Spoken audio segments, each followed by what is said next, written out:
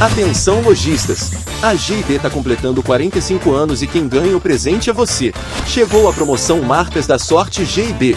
De 15 de julho a 30 de novembro, a cada R$ 500 em compras nas marcas participantes, você garante um número da sorte para concorrer a R$ 200 mil em prêmios. São 5 ganhadores e os prêmios são em créditos de compra direto na GIB. R$ 60 mil, R$ 50 mil, R$ 40 mil, R$ 30 mil e R$ 20 mil para turbinar o seu estoque. E o melhor, só de se cadastrar, você já entra na disputa. Comprou, acumulou. Sem necessidade de enviar a nota, sem complicação, tudo automático. Quer mais lucro e mais chances de ganhar? Acesse agora marcasdasortegb.com.br ou fale com seu vendedor. GIB 45 anos. Sua compra vale mais. Olá, tudo bem com você? Eu espero que sim. Se você é do mercado de reposição de autopeças, você está no lugar certo. Eu sou o Beiran e este é o ATMcast, um podcast focado exclusivamente no aftermarket automotivo. Os nossos convidados são celebridades do setor que gentilmente vêm até nós ceder, além do seu tempo, parte do seu conhecimento para que você possa traçar estratégias no seu dia a dia e otimizar o seu negócio, tanto comercial como o seu lado pessoal. Não é? Hoje, nós temos aqui uma convidada especial, diferente da média, porque ela é uma jovem, né? Além de ser mais uma mulher, né? Para quem me critica, que eu só convido homem aqui, que o ATM é masculino, está aqui a Rafa. E a Rafa, ela, embora jovem, ela é uma profissional que tem uma grande experiência, né? E eu vou até ler aqui a experiência que ela tem e o currículo dela, rapidinho. Ela é formada em Ciências Contábeis pela USP, ela tem pós-graduação em projetos com extensão em empreendedorismo pela Universidade de Lisboa, ela construiu uma base muito sólida em finanças e estratégias, né? Foram 7 anos em grandes bancos, onde ela despertou a sua vocação empreendedora. Hoje ela é sócia e CEO da oficina THK, em Alphaville, além de influencer automotiva e mentora empresários, ajudando profissionais a transformarem conhecimento em negócios de sucesso. Apaixonada por esportes, viagens e família, ela tem como propósito inspirar as pessoas a realizarem seus sonhos com disciplina, visão e saúde. Bem-vinda, Rafaela Martinez. É Martinez, né? Martinez, como você quiser. Mas a gente chama de Rafa, né? Perfeito. Muito obrigada, Beira, pelo convite. Estou muito feliz de estar aqui. Tenho certeza que a gente vai conseguir bater um bate-papo incrível hoje, trazer muita informação para o pessoal. E vamos lá. Nós que estamos felizes. Ela, inclusive, para quem não conhece São Paulo, ela vem de Alphaville, que não é tão distante em quilômetros, talvez uns 30 quilômetros, né? Mas para ela chegar aqui, ela demoraria de carro 1h30 por aí. Umas 2 horas. 2 horas, E aí o que ela fez? Ela veio de metrô, quer dizer, uma dona de oficina que anda de metrô. Nega a origem, né? É a geração, Beira. Mas tá certa você, tá certo. Rafa, conta pra gente, né? O que uma mulher como você, né, que já tinha uma carreira fora desse mercado automotivo, viu de interessante para vir para cá e ainda mais em oficina? Isso é raro, hein? Você é uma profissional rara no nosso mercado. Conta pra gente. É verdade, Beira. Muita gente me pergunta sobre isso, porque o óbvio ou você é filha de dono de oficina, ou você é neta de um dono de oficina, ou você é esposa de um dono de oficina. Uhum. E o meu caso não é nenhuma dessas situações, né? Para eu te contar um pouco do porquê que eu vim parar no setor automotivo, eu tenho que voltar lá pro comecinho da minha história. Fica à vontade. Eu sou filha de pai e mãe professores. E eu queria ser professora. Porque queria ser professora. E os meus pais com aquela coisa de que professor não ganha dinheiro, você vai ser pobre, não vai ser professora. E aí eu acabei ingressando primeiro numa faculdade de fonoaudiologia lá na USP, na área de saúde. Nada a ver com o que eu trabalho hoje. Não gostei, saí, ingressei na faculdade de contabilidade na esperança de que eu fosse poder começar a trabalhar. E para minha surpresa, na USP você não podia estagiar até o seu 4º ano lá na época. Então eu falei, e agora? Eu queria vir pra cá porque eu queria trabalhar, tô fazendo faculdade à noite e não posso trabalhar. E eu comecei a dar aula particular. E nessa de dar aula particular, eu conheci um casal. Eu era professora dos filhos deles, Rodrigo e Alessandra. E esse casal tinha algumas unidades de oficina em São Paulo, da Rede Oficina Brasil.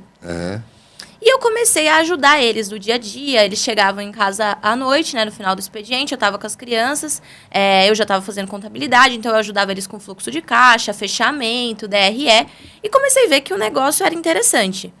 Eu sempre fui uma pessoa muito curiosa do ponto de vista de negócio. Então, falar isso é interessante, porque hoje as pessoas perguntam, fala, você ama carro? Você é apaixonada por carro? E eu sempre falo, gente, eu sou apaixonada por negócios. E carro foi algo que entrou na minha vida por acaso, literalmente.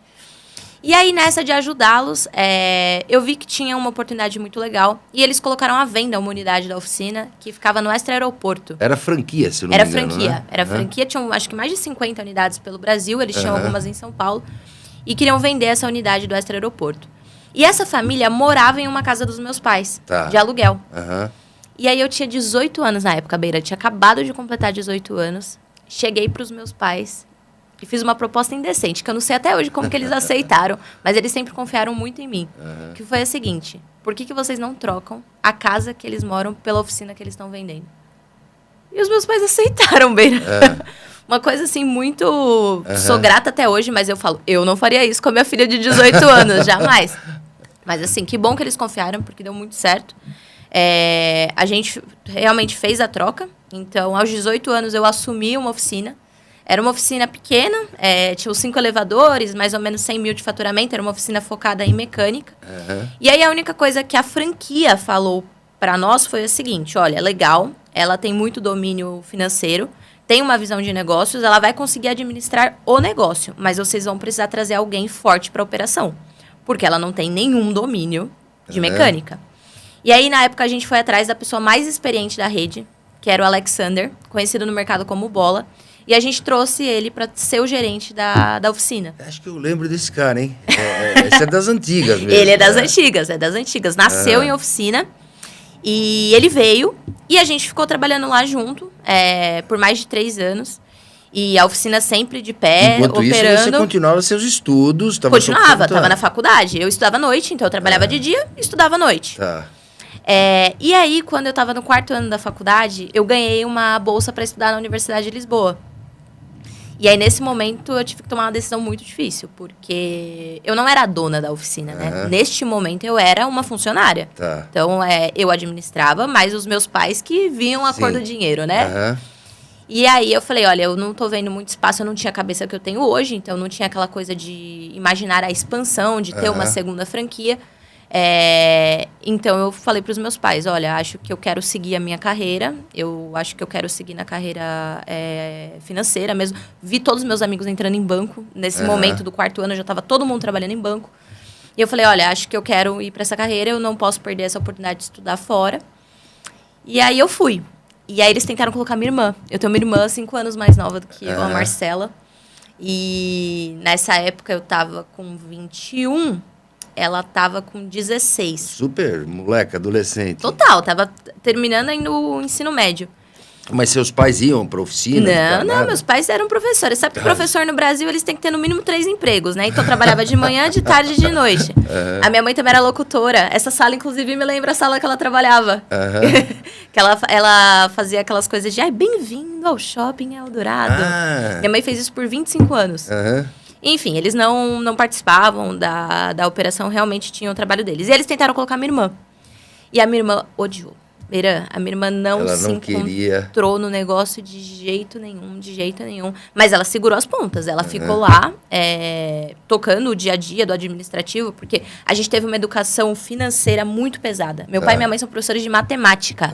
Você imagina o quanto a gente foi educada dentro de casa com finanças e controles. Então, ela conseguiu tocar isso muito bem. E os meus pais seguraram a oficina até o momento que eu voltei para o Brasil. 4 anos você ficou lá? Fiquei. Esses 4 anos você não ficou indo e voltando, você ficou lá direto? Fiquei lá direto. Tá. Sempre na oficina. E foi ali que eu aprendi muito sobre carro. Então, ali, eu aprendi, de fato, sobre peças. Então, eu tinha muito interesse. A oficina era pequena, então eu tava no pátio o tempo todo. Tava com os mecânicos. Tinha, às vezes, peça que o mecânico não conseguia colocar a mão, porque era muito apertada, ele me chamava pra eu colocar a mão. Você cuidava de compra, alguma coisa assim? Cuidava de compra, cuidava do atendimento, mas eu tinha atendente também, principalmente do financeiro, contratação e relacionamento comercial. Então, fazer algumas parcerias nesse sentido. Mas aí eles mantiveram a oficina com a esperança de que eu fosse voltar para a oficina quando eu voltasse para o Brasil, mas quando eu voltei eu falei, eu realmente quero ir para o mercado financeiro. E aí eles venderam a oficina, o que foi muito bom, porque foi praticamente um ano antes da pandemia, então foi bom, porque senão a gente teria pego a pandemia bem pesada ali, né? Mas a pandemia foi ruim no começo para a oficina, depois foi excelente. Depois foi excelente. E aí, eu falei assim, como é que eu vou entrar no mercado agora, Beira? Porque o mercado corporativo, ele é duro. O banco, ele é difícil em que sentido? Se você não tem experiência, é muito difícil você entrar lá. Então, se você não começa uma carreira como estagiário e vai crescendo, e nunca trabalhou no setor, como é que você entra no mercado financeiro? E aí, eu identifiquei uma oportunidade que eram os programas de trainee. Eu falei, olha... Acho que os programas de trainee são um caminho. E aí eu prestei os programas de trainee dos grandes bancos, né? De São Paulo, na época Itaú, Banco Safra, Banco Santander.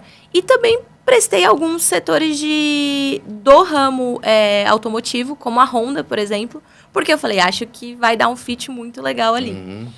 E aí eu lembro que na época os resultados saíram e eu entrei no programa de trainee do Banco Safra, que era o mais difícil do Brasil, o mais concorrido. No ano que eu prestei foram 52 mil candidatos para 40 vagas. Nossa! 52 mil candidatos, Beira. E eu falei, eu tenho que passar, é a minha única chance, é aqui que eu vou. Legal. E passei.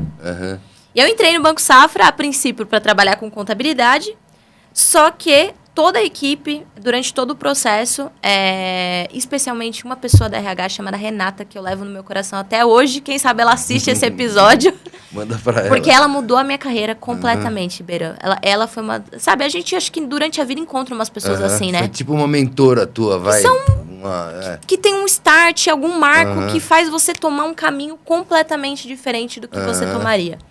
E o que ela identificou em mim? Ela identificou um perfil de produtos. Então, ela falou, você não tem perfil para trabalhar aqui como contadora. Você tem um perfil muito inovador, de criação, e você vai se desenvolver na carreira de produtos. E aí, eu fui para essa carreira, então eu fui trabalhar dentro da adquirência bancária. Na época, estava nascendo a Safrapay no mercado. Participei ali de toda a criação da Safrapay, trabalhei muito, tanto com cliente PF, mas também com cliente PJ. Ali foi meu primeiro contato com empresas, com outras empresas, né? E foi, assim, uma experiência muito rica, porque eu comecei a entender como que o mercado funcionava dentro do Brasil, como que o empreendedorismo funcionava de fato, né? Porque no momento que eu estava com a oficina, Beira, quando você tem uma franquia, não é a mesma coisa de você não tem uma autonomia criar. plena, Não tem. E, assim... Não só isso, acho que a idade também que eu tinha na época não me permitia ter a visão do que era o mercado quando eu comecei lá, né?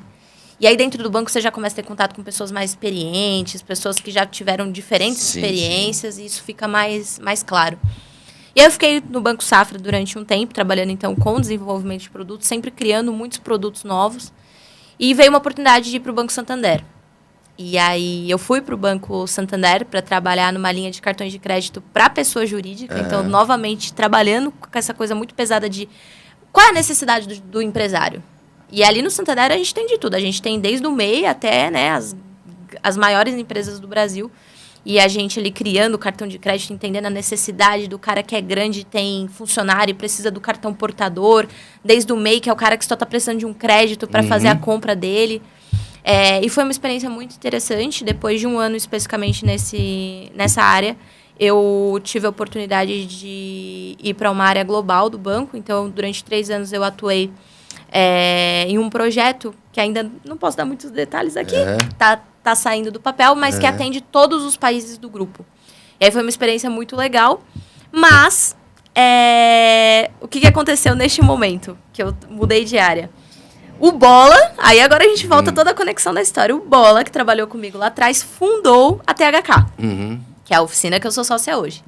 A oficina THK, leva a inicial dos 3 filhos do Bola. T de Tawane, H de Erickson, K de Cauã. Uhum. E eu sempre brinco que o H e o K trabalham lá com a gente. São a linha de frente da oficina. A T é muito novinha ainda. E ele fundou a THK na garagem dele, ele é de Osasco. Então, ele quando a gente vendeu a oficina, ele saiu da nossa oficina, foi Montou trabalhar. a oficina dele. Foi trabalhar em uma outra em oficina. outra. E aí, decidiu montar a oficina dele. E aí, o que aconteceu, né? Ele começou a atender a Kavak. A Kavak, na época, também estava nascendo no Brasil. Ainda não tinha operação própria de mecânica.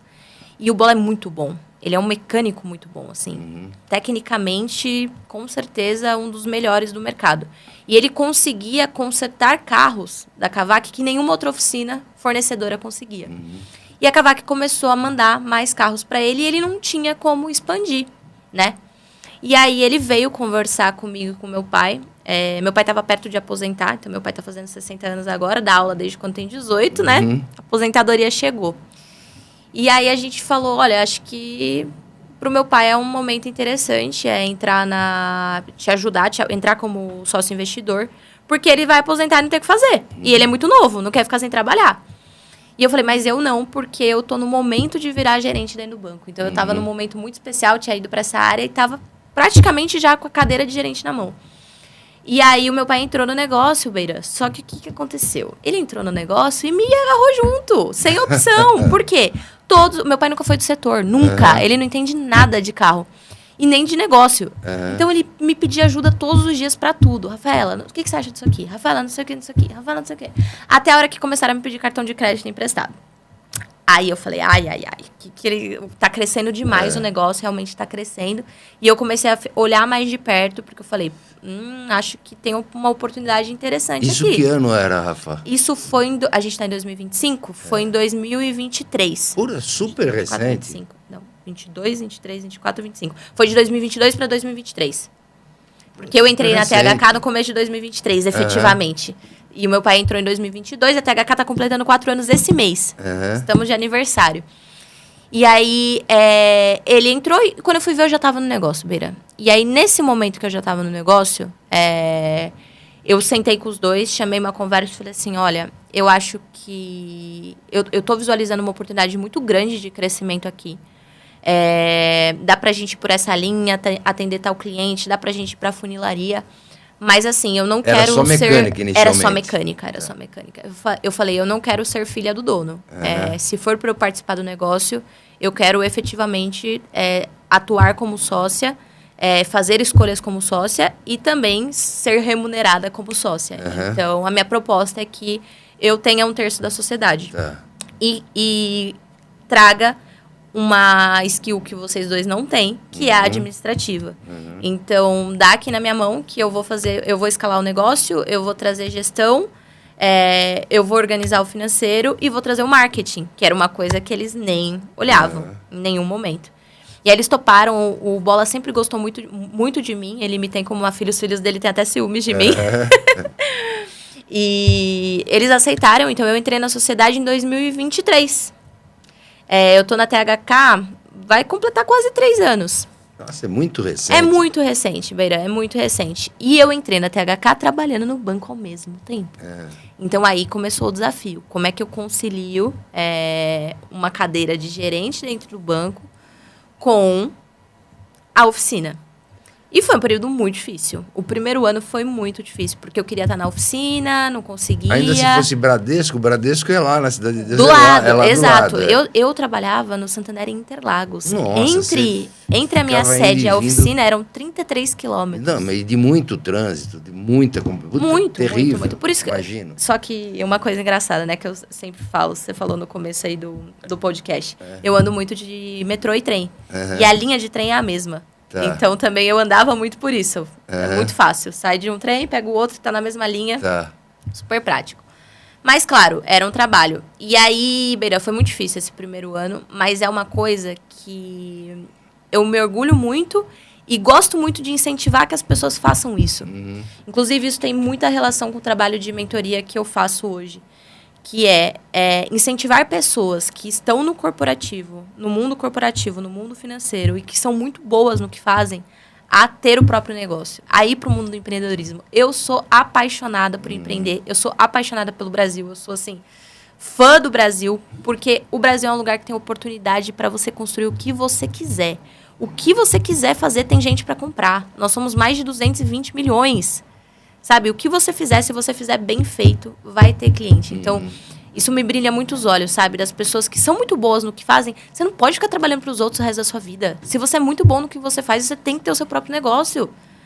E foi um pouco disso que eu senti, sabe?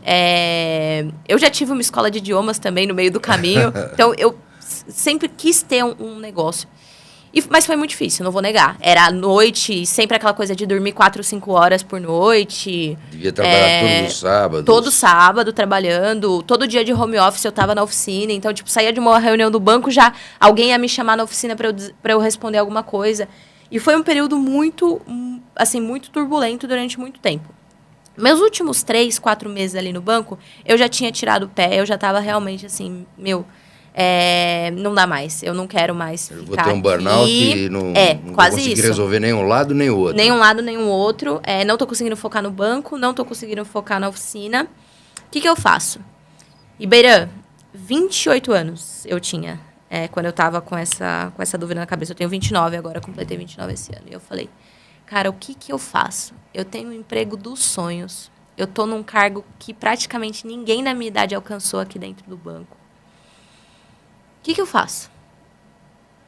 E tem uma oficina que a gente levou um faturamento de 100 mil a 800 mil por mês. Assim, rápido. Assim, um negócio gigante, querendo ou não, já de tava influencer. Nessa instalação que você tá? Não. Quando eu entrei, a gente era um galpão em Osasco. E aí a gente começou a operar a funilaria. A gente migrou para outro galpão em Osasco, só com funilaria, e fomos para um galpão no Tamboré de mecânica. Separado, aí era complicado. Então, durante uns 5 meses, a gente ficou nesse formato. Tamboré mecânica, funilaria em Osasco. Era muito difícil. Nossa, era muito difícil tocar os dois separados. E aí... E as duas iam bem, mesmo separadamente, as duas andavam bem. As duas andavam bem. A funilaria não. A funilaria, sendo muito sincera, ela demorou muito pra gente pegar o veio da coisa. A gente começou atendendo muito B2B. Se você olhar a história da THK, ela cresceu graças ao B2B. Então, a gente tinha grandes clientes, né? Cavac, a gente tinha Localiza, Movida, Turbi, a Cove. Então, a gente nasceu na funilaria com a Cove. E a Cove trabalhava, na época, muito diferente de seguradora. Talvez, a gente não atende mais eles hoje, mas talvez hoje o formato seja até mais similar, mas na época não. E como a gente nunca tinha trabalhado com funilaria, pensa assim, meu pai não é do setor. O Alex cresceu na mecânica a vida inteira. Eu sou uma pessoa de negócio. Também não sou do setor automotivo especificamente. O Alex é o Bola? É o Bola. Tá. E os filhos dele também são da mecânica. Então, a funilaria chegou como uma oportunidade de negócio, mas a gente não tinha um domínio técnico para liderar isso. Então, a gente apanhou por muito tempo na funilaria, Beira. Muito tempo. Até que a gente unificou as unidades em Alphaville e veio essa oportunidade de pegar um galpão. O galpão que a gente tem 3.400 metros. E aí ele é dividido. Metade do galpão é mecânica, metade do galpão é funilaria. Mas é um belo espaço, 3.400 metros. É muito grande, grande. E veio essa oportunidade de locar esse galpão. Então, a gente está completando 2 anos, aniversário também. 2 anos de THK Alphaville, esse mês. E quando a gente foi para lá, a gente viu que dava para a gente montar uma estrutura capaz de atender seguradoras. Então, a gente foi atrás de estudar o que era necessário para você credenciar uma seguradora, né? E para você credenciar um grupo Porto, por exemplo, que foi o primeiro que a gente trouxe, as exigências são inúmeras. Então, a gente foi atrás mesmo de buscar tudo que precisava para ter o porte adequado para trazer as seguradoras. E com essa mudança, você já adequou essa oficina às necessidades que exige, por exemplo, uma Porto. Você já fez tudo... Total. Tudo pensado numa oficina de primeira linha. Para atender, assim, primeiro, a gente está numa região muito nobre, que é Alphaville, né? Que exige um padrão de atendimento alto. E as seguradoras que exigem um padrão, assim, impecável, né? Você mistura, então, o público de Alphaville com um carro que é um pessoal de poder aquisitivo mais alto, portanto, eu imagino que seja uma frota mais moderna, carros importados, etc., E também carro de locadoras? Também. No mesmo ambiente você consegue fazer isso? Então, aos poucos, Beiran, o crescimento da THK foi muito rápido. Então, assim, a gente está falando de uma oficina que hoje já fatura milhões no ano. Só que a gente nasceu com as locadoras, por exemplo. Então, primeiro, nós somos, assim, acho que o principal valor, se eu for te falar um valor, assim, o que você se orgulha dentro da THK? Ética e respeito. Nós somos muito éticos, seja com o cliente final ou seja com os nossos parceiros. Então, primeiro, tem uma questão de respeito muito grande com quem nos acolheu, digamos assim. Então, eu sou muito grata por aqueles players que nos ajudaram a crescer de certa forma. Claro, eu digo ajudar, nós estávamos prestando serviço, claro, mas assim, querendo ou não, eles confiaram na gente, né? Então, claro. Eu sou grata por isso, porque eles deram o voto de confiança numa oficina muito nova. E com certeza quem punha a cara para esses relacionamentos era você, né? Era eu. E a pessoa olhava e falava, nossa, uma menina, né? Super jovem, na frente de uma oficina. Total, mas sabe o que é legal? Tava até conversando um pouco com o Jorge, antes de conversar o podcast. Quando você vai para grandes empresas, tem muita gente ali no intermediário que tá no dia a dia com você, que não entende do negócio, mas entende de negócio.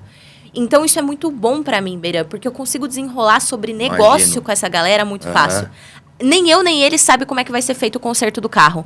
Mas a gente consegue se igualar quando o assunto é negócio. Então, eu sempre consegui desenvolver essas parcerias muito bem por isso. Entendeu?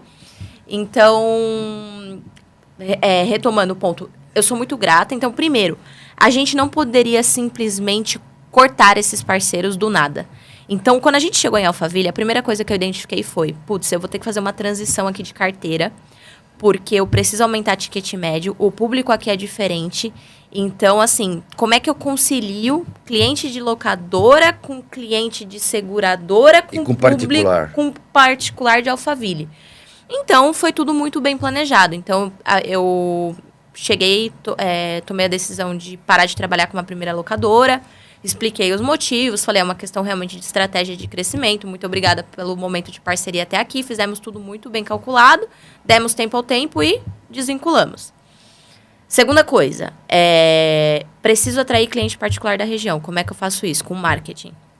E aí começa toda a minha história no Instagram, que eu acho que a gente vai discutir aqui, falar bastante hoje. Foi onde eu tive o insight de eu preciso trabalhar marketing para trazer esse público qualificado para cá. E o terceiro ponto foi como é que eu trago as seguradoras, de fato, agora. Ok, montei a minha estrutura, como é que eu trago as seguradoras?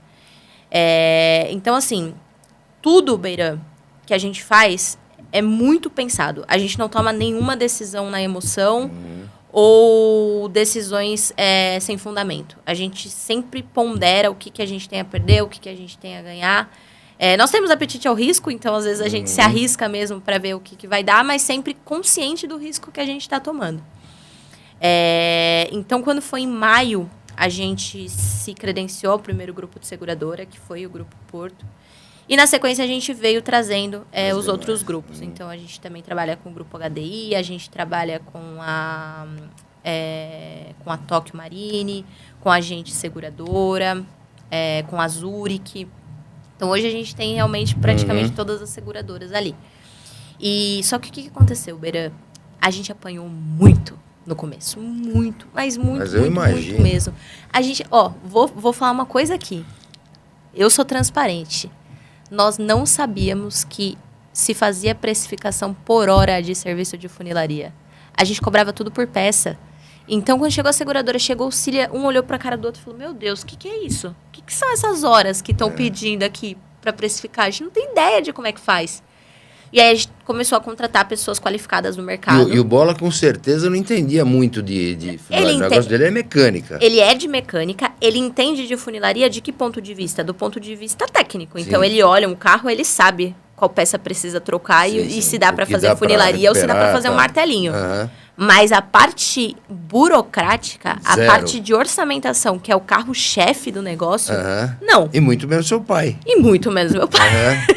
Um matemático, um professor. Ele sabe fazer as contas, dá lá e faz as contas. Agora, como passar o orçamento, não sabia. Então, a gente começou a trazer gente qualificada do mercado, que já tinha trabalhado com isso, claro. Então, a gente trouxe uma pessoa para operar como chefe de oficina, de fato, da funilaria. Trouxe orçamentista que entendia do mercado e começou a entender um pouco o jogo. Mesmo assim, Beira, foi ano passado que a gente começou com as seguradoras, em maio. O ano inteiro a gente apanhou. A gente só apanhou e pior, a gente não entendia o porquê que a gente estava apanhando. A gente não entendia. Então, o fluxo era baixo. Então, por mais que a gente estivesse apanhando, como o fluxo de seguradora era ainda muito baixo, isso não refletia em reclamação, por exemplo, porque era tudo muito controlado e tal. Esse ano, quando abriram a torneira, porque fecharam oficinas, todos os grupos fecharam oficinas da região e começou a vir mais fluxo pra gente, aí o jogo virou outro. O jogo virou outro porque quando a gente viu aquela quantidade de cliente chegando, e a gente sem ter o domínio 100% da operação, a gente falou, e agora? Os 3.400 metros ficaram pequenos. Ficaram pequenos. E contratação, e mão de obra. Total, assim, Você tem o RH ou o RH eu tenho RH. Também é você? Não. O que aconteceu, Beira? Como eu toquei a oficina junto com o banco por 2 anos e meio, qual que foi a minha estratégia? Replicar uma estrutura organizacional dentro de uma oficina. Uma coisa que você não vê em oficina. Então, eu tenho uma gerente de RH, eu tenho uma gerente de financeiro e eu tenho uma gerente de comercial e marketing. Tá, ótimo. Então, Para você poder se dedicar naquilo que você de fato é boa, né? Onde Sim. você tem realmente talento. E porque eu não tinha tempo. Sim. Então, elas cuidam da operação no dia a dia e só me passavam. Então, a aprovação, chegava já com a coisa pronta. Rafa, você aprova isso daqui, é esse caminho. Então, eu fazia mais reuniões direcionais. Então, eu tenho um RH. Mas, Beira, a gente chegou em um momento que a gente tinha 65 funcionários. Porque foi um momento de tanto crescimento que a gente achava que era o que precisava ser feito era contratar pessoas. Se a gente contratasse mais pessoas, a gente ia conseguir lidar com aquilo. Então, você imagina, eu ainda tenho uma grande locadora dentro da oficina. Tenho todos esses grupos que eu te falei de seguradora e tenho o particular. Então, o fluxo é muito grande. E são operações completamente distintas. Então, a gente achava que era só contratar pessoa. Vamos contratar e a gente vai resolver. Assim, né? Não é bem assim. Não é bem assim. E aí, quando a gente identificou que não era isso, começa um pouco da dor do empresário, né? A hora de bater no peito e falar, putz, fiz cagada, contratei as pessoas, agora vou ter que demitir algumas pessoas, porque senão a operação não fecha. E vou ter que capacitar aquelas que estão aqui para fazer, de fato, o que precisa ser feito. E como você tinha três fontes, né, de receita, você poderia, eventualmente, estar perdendo dinheiro em uma e as outras 2 que estavam bem... criar uma fumaça e você, eventualmente, não percebeu de onde você estava apanhando, né? Eu estava, sem dúvidas, tá? Felizmente, eu percebi rápido, nós percebemos, né? Sempre juntos ali, nós percebemos de forma rápida para conseguir ajustar. Mas é muito difícil. E crescer dói. Crescer dói. Dói muito. O crescimento, né? dói. Então, assim, a gente passou por um período, Beira, o nosso marketing, ele é tão forte hoje que a gente recebe mais cliente do que a gente consegue atender. Sendo muito sincera para você. A gente chegou em um momento em maio que a gente tinha fila de 2 meses para conseguir colocar um cliente para dentro. Lindo, isso não, que bom. Mas muito isso bom por um lado, É muito bom, mas isso não pode acontecer com as seguradoras. Não pode acontecer, porque a gente tem um compromisso com eles. Claro. De conseguir atender aqueles clientes. Então, é um problema bom, mas ao mesmo tempo ruim. Porque a gente tem que saber a hora de fechar a torneira. E a gente não percebeu, não foi por ganância. E o cliente particular que chega, se você fala, eu só posso pegar teu carro daqui a 2 meses, ele vai procurar outro lugar. Esquece. Ele vai procurar outro lugar. Então, foi um momento que a gente olhou e falou, opa, perdemos a mão, deixamos a torneira aberta demais.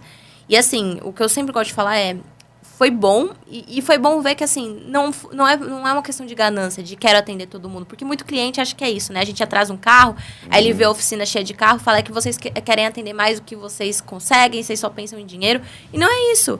Nós simplesmente somos uma oficina super nova no mercado. Eu acredito, assim, eu tenho falado com muitos donos de oficina, que nós somos a única oficina que alcançou esse tamanho e esse faturamento com 4 anos de existência, desde o dia que abriu... Vocês são os maiores de Alphaville da região, com certeza, né? Nós somos os maiores. Tem grandes oficinas ali, mas nós somos os maiores, porque a gente tem a operação de mecânica, funilaria e estética, né? Então, a gente acaba... Estética, martelinho, polimento, uma cristalização, reparos, uma vitrificação. Tudo nesse mesmo espaço? Tudo nesse mesmo espaço. Caraca. É um espaço Se grande que soubesse tá disso, pequeno. em vez dos 3.400, você teria feito uma maior ainda. Cara, daria. Teve uma época que a gente cogitou até pegar o galpão do lado. Ainda bem que não pegou, porque é isso, é um passo de cada vez, né? Mas teve uma época que a gente estava atendendo outras locadoras que a gente alugava um estacionamento Pra com deixar os 50 carros. vagas rotativas do nosso lado. A gente alugava esse estacionamento porque a gente não tinha onde parar os carros.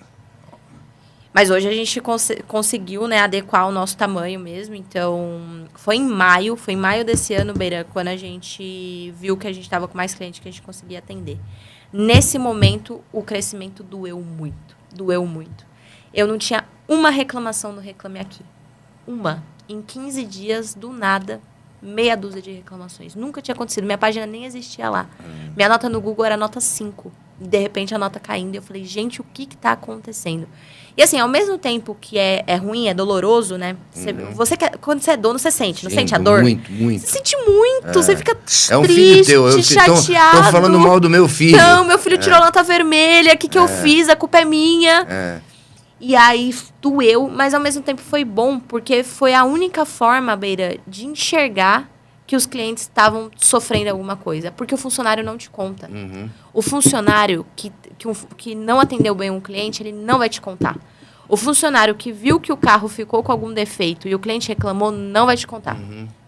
Então, as redes sociais, por mais que elas sejam duras nesse sentido, de expor ali o problema, elas te mostram o que está acontecendo para você atuar. Então, como dona, eu vejo isso como um lado positivo, Você sabe? pegou aquelas 5 reclamações, foi pra cima pra resolver. Fui pra cima pra resolver. Foi criando processos para que não continuassem ocorrendo, claro. Então, assim, primeira coisa que eu fiz, peguei o contato pessoalmente de cada cliente, eu mesma fiz questão de ligar, entendi o que aconteceu e o que dava para solucionar, eu solucionei.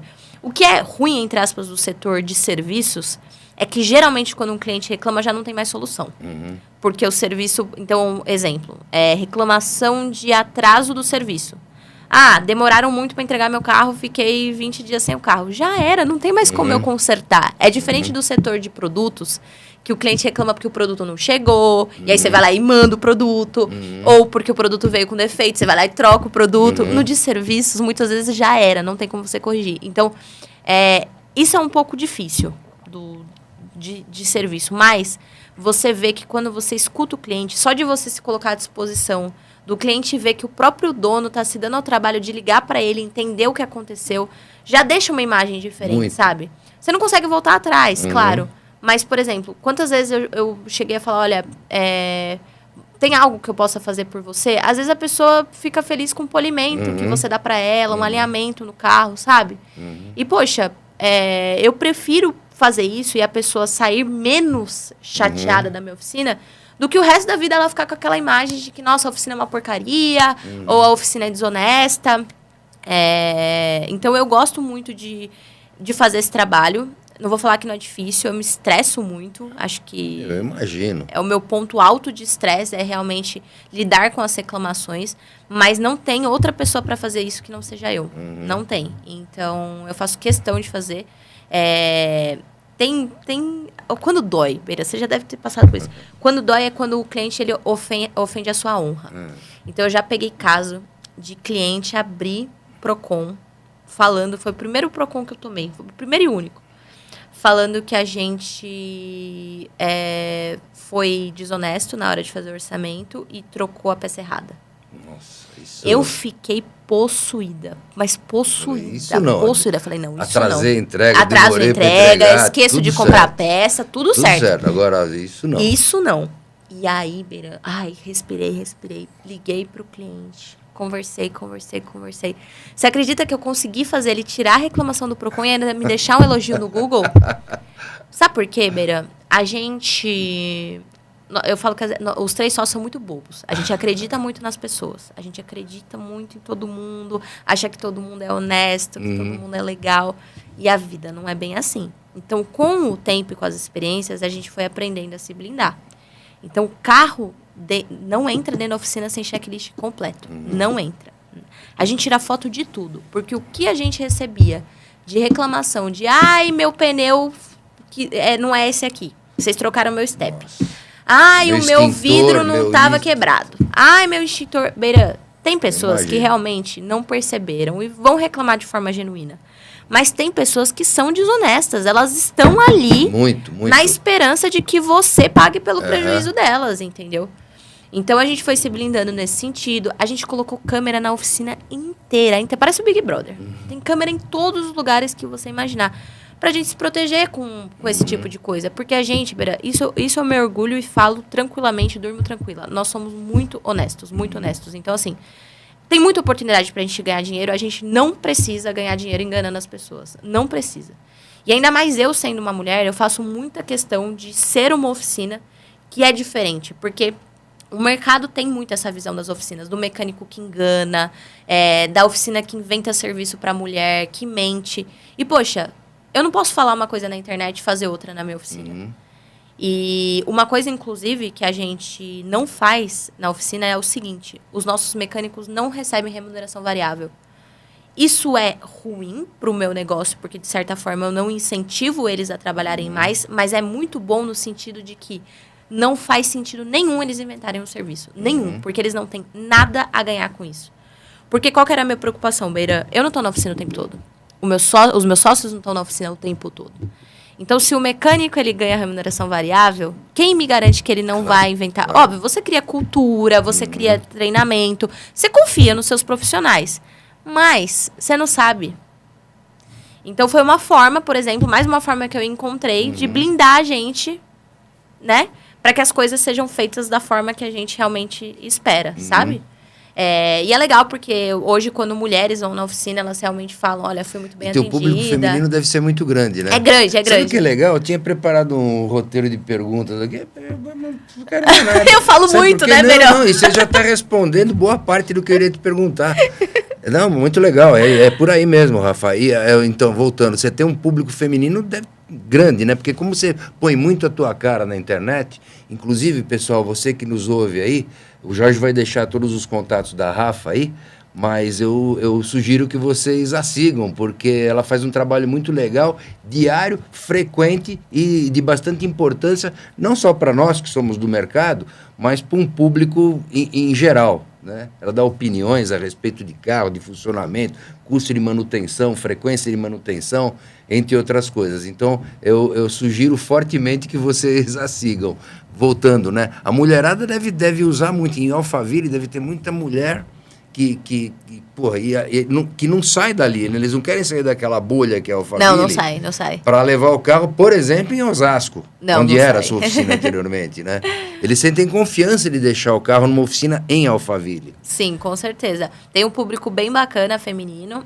Tem mulheres que me veem no Instagram e vão lá e falam, olha, só trouxe o carro aqui porque eu vi que tinha uma mulher. Olha que legal.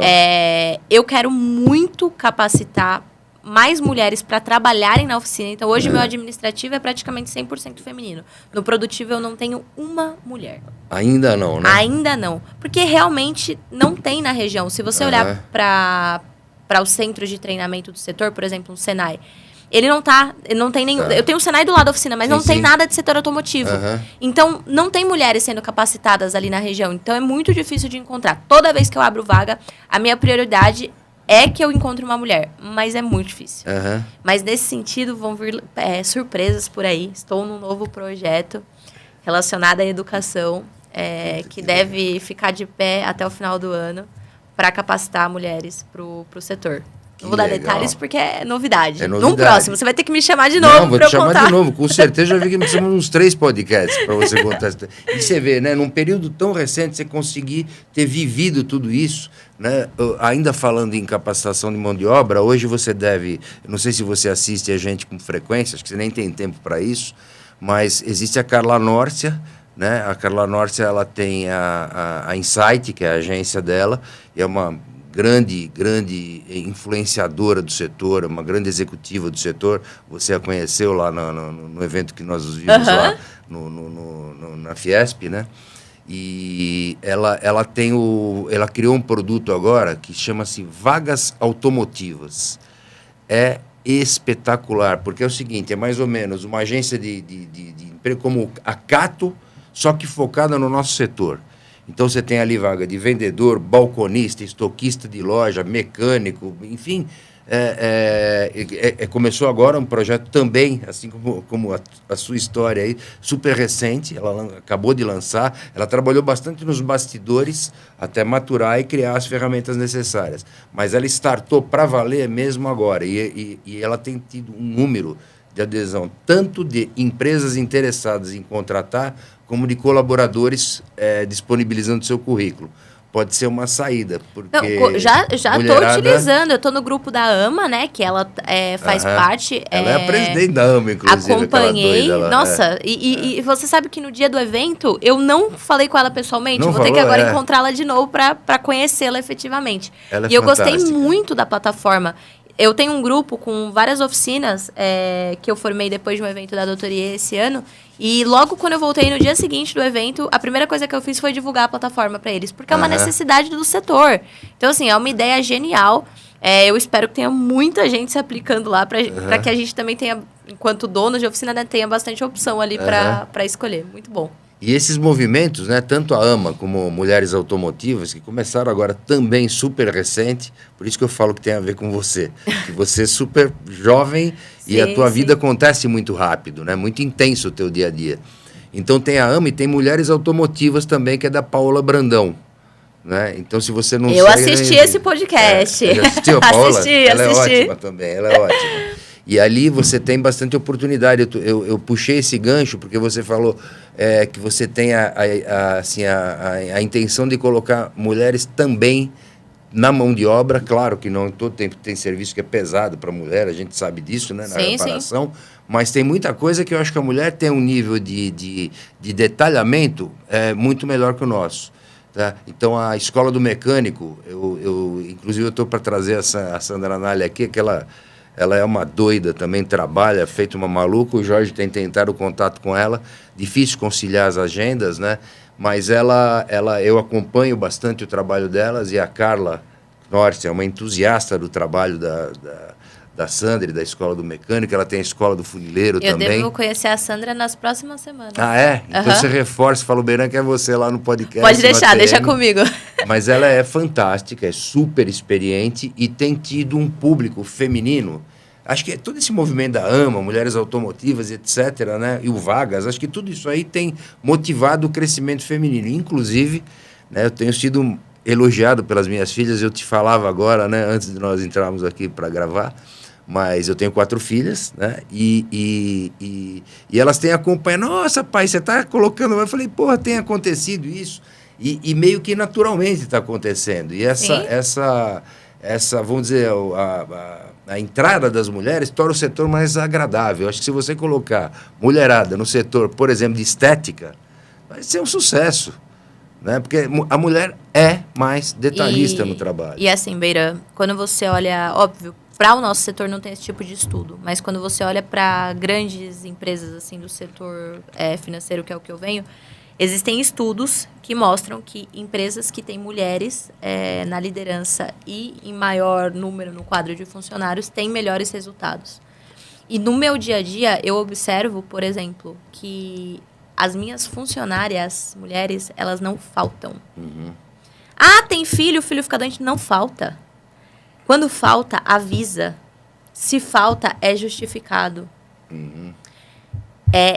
Estudos, mulheres processam menos empresas. Então, assim, as empresas, elas só têm a ganhar contratando mais mulheres, sabe? Em todos os aspectos. É no aspecto trabalhista, é no aspecto comportamental, é no aspecto estratégico. E no nosso setor existe não é um preconceito, não é essa palavra. É tradição, né? É um setor tradicionalmente machista. Né? Normalmente o mecânico, você fala mecânica, né? O mecânico, o funileiro, sim, o pintor. Sim, né? Mas não é... Eu não queria usar a palavra preconceito, porque não é isso. Existe um tabu, na minha visão, existe um tabu de que a função não dá para ser exercida por mulher pelo porte da função.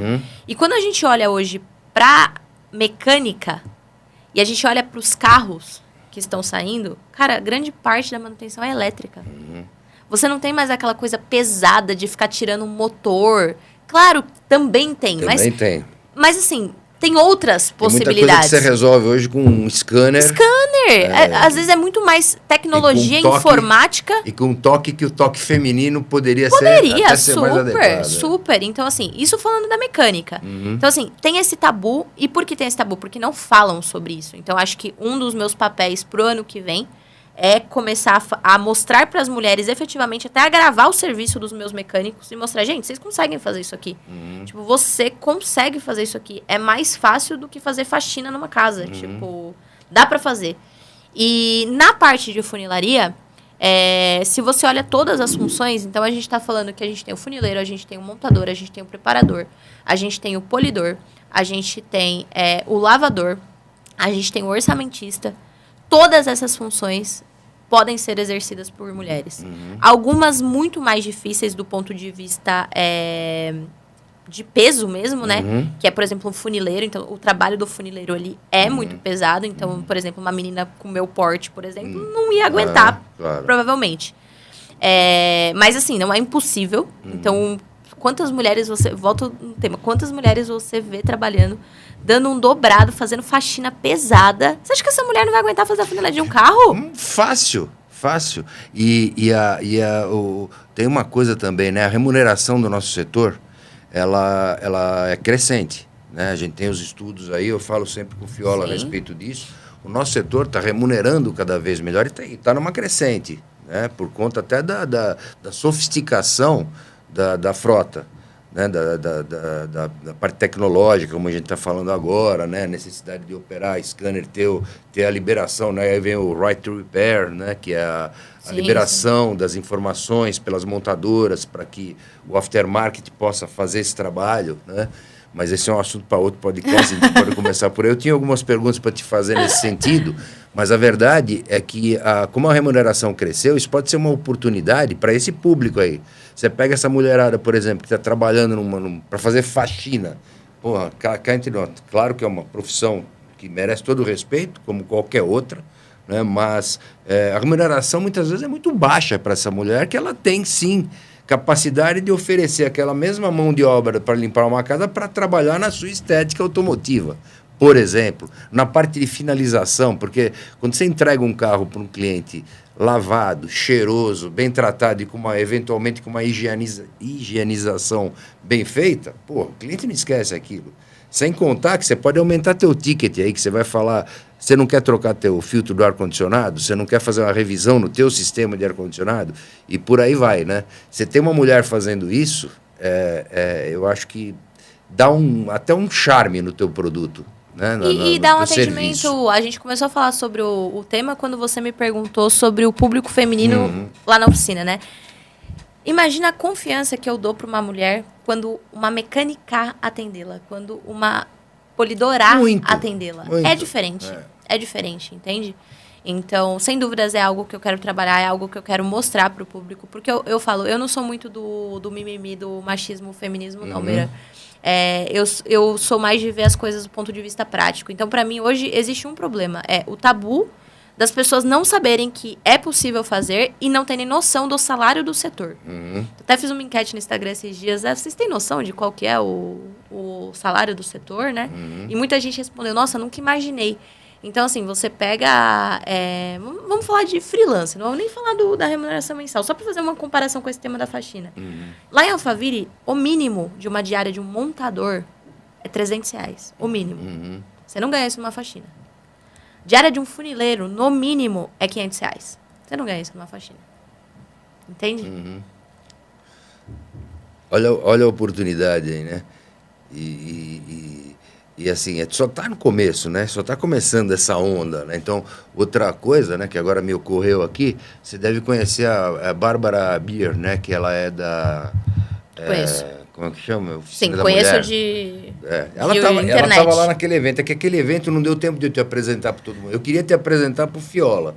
Porque como eu já te seguia, e aí foi até aí, né? Eu fiz contato com ela por conta do Instagram. Um dia me apareceu, acho que o algoritmo me jogou lá um vídeo teu. Eu falei, olha que mulher descolada, tal. Aí eu já fui lá, pumba, segui toda hora mandando coisa, tal. Eu falei, Fiola, eu já tinha mandado da tua comunicação para ele, antes de apresentar ele lá naquele dia.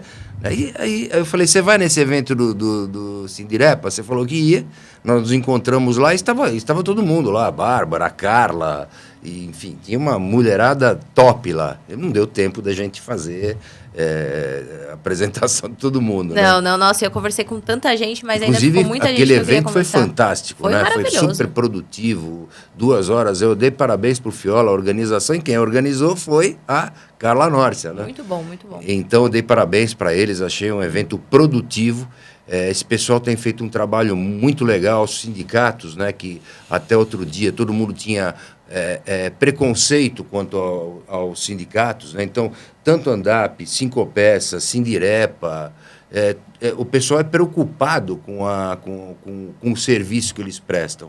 E cá entre nós, né? Nada como você, que faz parte do setor de serviço, ter afinidade, ter proximidade com os eventos que o Sindirepa promove, e até com o Fiola, por que não? E até com... Porque você é uma pessoa importante, você pensa diferente. Eu tenho que te falar isso. Você é uma exceção no mercado, né? Eu tenho o maior prazer em proporcionar esse espaço, esse episódio, e eu mesmo vou direcionar para muita gente, porque eu acho que você é uma pessoa diferente, mas muito diferente da média, e olha só o que você fez num curto espaço de tempo. Você é um case. Nós temos um outro rapaz, né, Jorge, que é o Iago. O Iago é uma figura... Iago Leite. O Iago Leite. Ele é lá de Maceió, ele é jovem também, só que ele não tem a tua... Desculpa, viu, Iago? Primeiro que ele é feio pra cacete, segundo que ele não tem a tua formação, mas ele é um cara raiz que começou lá arrumando estoque de peça, tal, tem um episódio dele aqui no ATM, se te interessar, procura. Mas é um cara também jovem que teve uma carreira não tão meteórica quanto a sua, mas muito próximo disso. Legal, inclusive, agora ele está na China e ele é como você, ele é super desenrolado para falar. Então, a primeira vez que ele vai à China e ele fica brincando com o intérprete que eles contrataram lá para fazer o meio de campo, né? Então, um cara super dedicado, presente em eventos. É um cara que tem uma quantidade de seguidores, eu não sei dizer quanto. Você pode olhar para mim aí, Jorge? Só para você ter ideia do que o cara fez no mercado, no nosso mercado é super nichado, né? Então, o que você conseguiu, mais de 150 mil seguidores. E também nesse curto espaço de tempo, porque você não é que você é uma influencer que já vem há muito tempo fazendo trabalho. Deixa eu só fazer uma parte aqui. O Iago está com 910 mil seguidores. Mas se a gente for falar aqui, Beran, sobre a correlação dos negócios, né? O Iago ele tem uma loja... Autopeças. Exato, uma loja de autopeças. E ele é um cara muito, muito versátil. E aí ele não criou uma persona como você. Não. E a gente não consegue... o papo está muito fluido, está muito bacana. Eu não interrompi ainda, mas a gente já chegou muito perto do nosso horário, explodindo aqui. Sério? Já chegou e a gente tem que respeitar o horário. Mas, assim, você conseguiu construir, fora toda essa carreira de empreendedora e tudo isso que você está contando pra gente, você conseguiu virar uma persona, você conseguiu, ou melhor, uma influencer, né, dentro dos canais, da mídia e tal. E você mostra muita propriedade e conhecimento dentro da questão automobilística, daquilo que você aponta. Performance de carro, o que vale, o que dá certo, o que não é. Da onde surgiu essa paixão? Porque até aqui ouvindo a tua história, você só tropeçou depois, né? E aí, eu acho que isso seria uma pergunta pertinente se a gente estivesse ao vivo e alguém faria essa pergunta para você. Como começou isso tudo? Porque deu muito certo, né? Você tem números aqui que são bem bacanas, e assim, até quando você começou a falar, poxa, o nosso marketing é tão bom que a gente trouxe mais demanda do que a gente podia suportar. Falei, então tira a garota propaganda, né? Mas vamos lá, como foi que surgiu essa proposta? Porque é lógico, você, apesar de você ser uma pessoa de administração, uma pessoa, você me visão bancária e entre outras especialidades, essa comunicação é tua, né?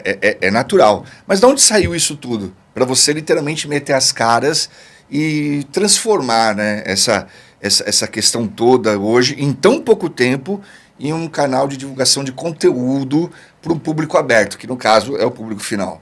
Legal. Excelente a sua pergunta. Inclusive, é uma pergunta que eu recebo bastante no próprio Instagram. Como é que você sabe tanto sobre carro? Por que você começou a falar aqui? E eu acho que assim, Jorge, servir é o ato mais nobre que um ser humano pode ter. E eu sempre tive isso muito forte comigo. Por ser filha de pais professores, eu sempre gostei muito de ensinar. E eu vi nas redes sociais uma oportunidade realmente de ensinar algo para as pessoas, né? E juntei isso ao que era o meu setor, que é o setor automotivo. Rafaela, você é apaixonada por carros? Não, não sou apaixonada por carros. Inclusive, eu não tenho carro. Não sei porque a gente percebeu isso. Mas eu sou A mulher apaixonada tem uma pelo... oficina desse tamanho, mexe com o carro o dia inteiro. É da área financeira, faz comunicação. Você sabe, antes da gente estar no ar aqui, ela mexe com Porsche, ela não tem carro. Mas sabe por que também é engraçado? Eu uso muito carro de cliente, então não uso, né? Opa, explica isso melhor. Deixa eu explicar melhor. Explica isso melhor. O corte disso já vai me dar problema. Já daria. Eu levo e busco carro de cliente. Então, por exemplo, quando eu estava no banco, eu fazia muito isso. Levava carro de cliente, buscava. Que inclusive você é uma mulher que dirige muito bem, é claro. Dirijo, com certeza. Isso aí, nossa, dirijo qualquer carro. Mas, voltando à pergunta, então, teve essa coisa do querer servir. E tem por mais que eu não seja apaixonada por carros, não tenha uma formação de mecânica, você sempre pode ensinar algo para alguém que sabe menos do que você. Sempre. E eu identifiquei uma defasagem muito grande no mercado, principalmente no que diz respeito ao conhecimento das mulheres. Então, ontem mesmo eu estava com uma amiga que descobriu, depois de 6 anos com o carro... Eu vi. Que existe filtro de ar-condicionado. Ela nunca tinha trocado. O carro dela tem 10 anos, ela nunca trocou. Eu nem sabia que tinha. Não sabia que existia. Então, assim, muitas vezes as pessoas têm medo de se posicionar e têm medo de ensinar e têm medo do que os outros vão pensar, porque elas acham que aquilo que elas estão ensinando é muito básico. Mas sempre vai ter alguém que sabe menos do que você. Então, hoje eu falo... se você me colocar para discutir carro com o ADG, por exemplo, é impossível. O cara vai me dar um baile. Mas isso não invalida o conhecimento que eu tenho. Porque eu consigo ensinar outras pessoas que sabem muito pouco. E, às vezes, o básico é o que muda a vida de muitas pessoas nesse setor. É a história da BIC, né? O básico bem feito que perpetuou por décadas, né? Perfeito. Então, hoje eu tenho muito prazer... em levar ali para o setor. A minha ideia inicial era realmente abordar mais as mulheres. E aí, o que aconteceu? Um movimento engraçado. Muitos dos homens que me seguem estão lá para buscar dicas para as esposas e para as filhas. Então, isso é muito legal. Eles ouvem você falando, amor, olha... Segundo os meus conhecimentos, mas está lá na tua Eles usam, tua sabe roupa, o que eu acho né? engraçado? Eles usam de chancela para, às vezes, eles querem convencer uma mulher, por exemplo, de não comprar um carro zero porque o carro zero desvaloriza. Eu falo muito isso. Sim. E aí eles me usam de chancela para falar, olha aqui, amor, Olha, quem tem conhece uma mulher falando aqui, que não vale a pena comprar o carro zero. Então isso é muito legal. Eles vêm e me perguntam qual carro eu compraria para a mulher deles. Aí eu pergunto o que a sua mulher gosta. Então, acabou que até a relação com os homens, ela é mais direcionada para o público feminino também. E eu gosto mesmo de trabalhar com esse público, porque é isso. Eu não sou a pessoa mais experiente em carro. Só que eu sei mais do que a média. Isso é um fato. Sim, então, a primeira vez que eu percebi que eu sabia mais do que a média foi quando a Uber chegou no Brasil. E eu era a única mulher que sabia identificar os modelos de carro. Sim, isso é legal. É uma quebra de paradigma, né? Porque você vê, né, Beran, até pela própria idade, a gente não precisa falar a sua idade aqui, mas você... Ela mesma falou, 29. Ano que vem o 30. Ela tem 10 da Lauren, da minha filha mais nova. A gente vê o seguinte, porque, querendo ou não, isso, eu vou chamar assim isso de dom, né? Porque isso é um propósito, um chamado específico teu. De realmente querer servir, né? Em ter entendimento de passar nessa terra, indiferente do quem é você, o que você faça, e você poder ajudar o próximo, através de resiliência, e aí vai. Mas sempre foi culturalmente, assim, colocando, Beran, quando foi que você mandou as tuas filhas numa oficina, tirando a oficina do Fiola, por exemplo? Que é uma oficina que você tem... Se fosse o Fiola, eu não sei o que eu faria, porque o Fiola é perto da casa das minhas filhas, né? E, Rafa, se bobear, elas são ótimas. Dirigem super bem, né? Quase nunca batem o carro, mas não é de bater que eu tô falando, bater acontece, né? Claro, mas eu tô falando, e o Fiola, assim como você, ele é funilaria e ele é mecânica também. Mas, enfim, elas não trocariam o óleo do carro. Elas não olhariam a cada 10 mil quilômetros, e tem algumas, elas não rodam tanto assim, mas eventualmente eu tenho que ficar controlando, eu tenho que fazer isso, controlando a quilometragem para ver se não passou muito do período, por exemplo, de troca de óleo. A mulher fazer sempre foi condicionada a isso. Alinhamento, balanceamento. Isso! E eu sempre eu acostumei mal. Tem duas coisas que eu não faço bem, né? Eu crio filho mimado, minhas 4 filhas são mimadas, e cachorro também. Meus cachorros são super mimados. Os caras são mimados pra cacete. E não necessariamente eles desenvolvem as habilidades em todos os setores que deveriam desenvolver. Por exemplo, meus cachorros são burros, porque eu não tive coragem de mandar adestrar, tão bonitinho que eles são 2 Yorkshire, o Fred e o Barney. Eles são lindos, 2.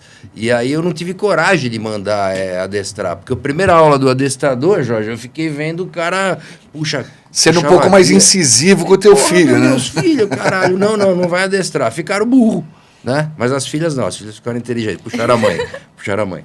Mas enfim, essa colocação que o Jorge ia fazer, eu atropelei, né? É verdade. O chefe de família, digamos assim, né? E que tem filhas mulheres, e que tem uma mulher que não está nem aí com o carro eventualmente, o teu canal é super importante para ele, que você fala, né? Você fala, se essa moça falando, não sou eu, estou dizendo que você precisa ver teu carro, você precisa fazer a revisão. A gente tem toda uma cultura, né, desde a década de 80, 90, por exemplo, de se confundir, né, borracharia com oficina mecânica, entre outras situações. E antigamente a borracharia, a oficina mecânica também. Você entrava lá, tinha foto a mulher pelada. O famoso... o cartaz da Playboy, né? A Pirelli gastava muita grana fazendo, porque eram os melhores modelos. E uma por mês, né? Todas elas. E essa cultura ela foi modificando. Hoje as oficinas elas já não tem mais aquele ambiente sujo, o chão já é algo já... Normalmente tem uma sala de espera. A coisa ela foi mudando. Normalmente não, né? Poucas oficinas têm. Sim, mas elas passaram, né, Beran, por uma transformação. As boas oficinas, elas passaram a se preocupar com a experiência do consumidor, vamos assim dizer. Então, pelo menos o café, o lugar para se aguardar, um orçamento... E até a indústria impôs isso, né? Então, recentemente, a gente lá na THK conseguiu o selo verde. Você só consegue isso mediante o quê? A um padrão mínimo. As certificações que começaram a vir, na verdade, foi para viabilizar isso por exemplo, mesmo. Você tem IKEA? Tenho. Olha, é isso. Isso tudo são detalhes que uma mulher, ao visitar a THK, ela se sente confortável. Com certeza tem uma sala para ela guardar o carro dela quando é alguma coisa rápida, quando ela vai retirar, vai pagar, tem uma sala. Né? E não era normal isso? Não era. E assim, o que é difícil hoje é que as mulheres, elas... não é só elas querem aprender. Elas precisam aprender. Sim. Então, até pra gente finalizando aqui, uma coisa que eu falo que é dura, mas é muito real da minha geração. A minha geração criou mulheres fortes e homens fracos. Sim. Então, não é uma opção para as minhas amigas saber trocar o pneu. É necessidade. Não é. É necessidade, porque os homens de hoje não trocam. Não sabem. Não sabe nem onde Meu fica o macaco. Meu namorado não sabe encher um pneu. Entendeu? Ele não é exclusividade essa dele. parte eu vou precisar editar ou pode deixar? Pode deixar. Vai terminar aqui, ela vai falar, Jorge, sabe aquela parte? Você corta, por favor. Não, pode deixar que ele sabe. Ontem eu... Como é o nome dele? Essa ontem, Roberto. Roberto, só uma dica pra você. Quando sai de carro, você sai dirigindo ele? Eu. É claro. E quantos anos tem o Roberto? Eu gosto que ele dirija. Pra ensinar ele. Tem a minha idade. Mas olha que engraçado ontem. Eu postei um Maverick V8 lindo que tava na oficina. Aí ele respondeu, laranja, que lindo, vai me dar um? Eu falei, lindo, né? Só que é manual, você não sabe dirigir. Ele não sabe dirigir carro mecânico?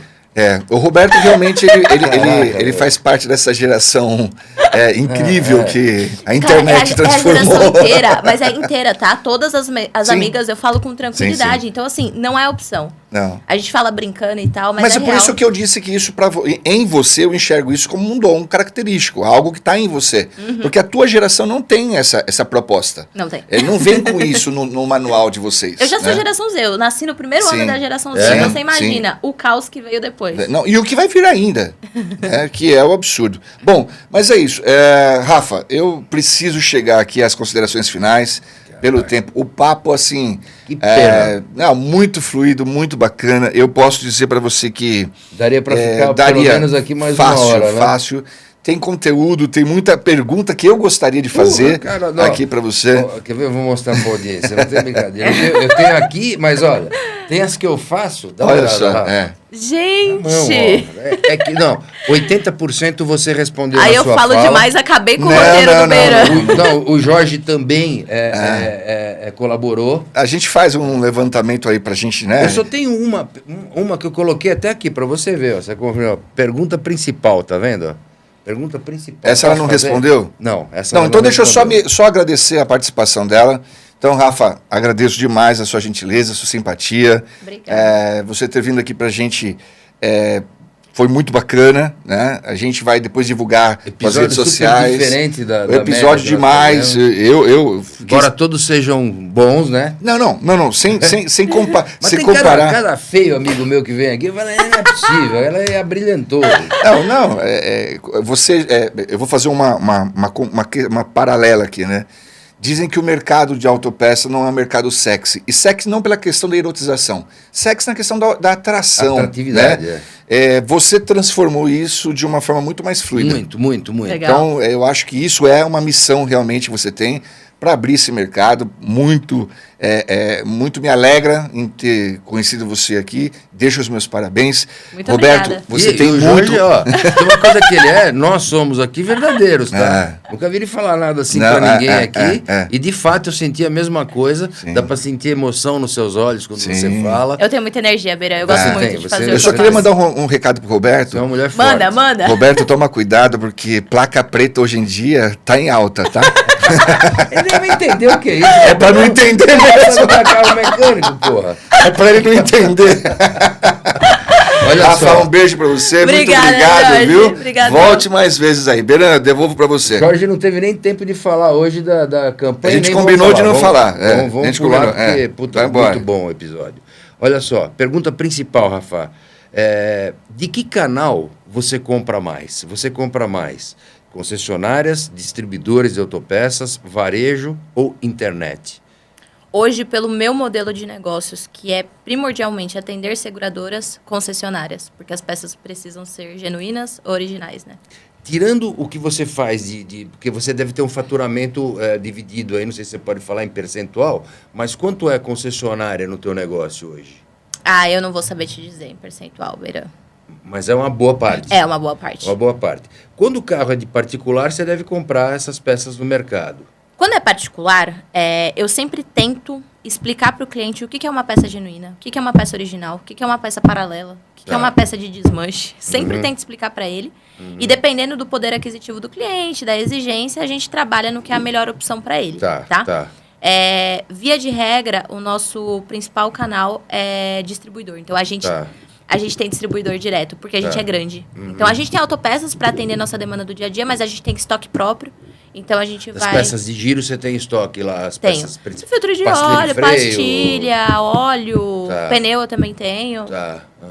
Dos itens de curva A, de reposição, você procura manter o estoque lá. Sim, com É certeza. legal, que você já tem um porte, já é uma oficina grande, né? Quantos colaboradores você tem hoje? Hoje eu tô com 45. Puta, diminuiu 20, então, que você chegou a ter 65. Cheguei. Então, você usa a internet como um canal de compra? Uso. Hoje eu tenho uma...